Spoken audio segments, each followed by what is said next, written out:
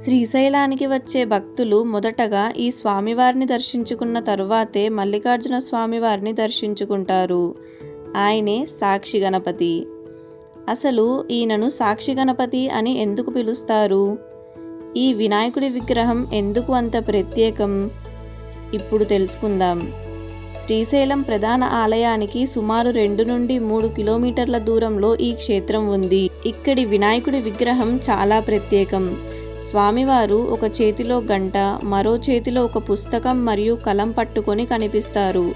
అందుకే ఈయనని వ్రాతపతి అని కూడా పిలుస్తారు. పురాణాల ప్రకారం శ్రీశైల క్షేత్రానికి ఏ భక్తులు వచ్చారు, ఎవరెవరు స్వామివారిని దర్శించుకున్నారు అనే వివరాలను ఈ గణపతి తన పుస్తకంలో నమోదు చేసుకుంటాడట.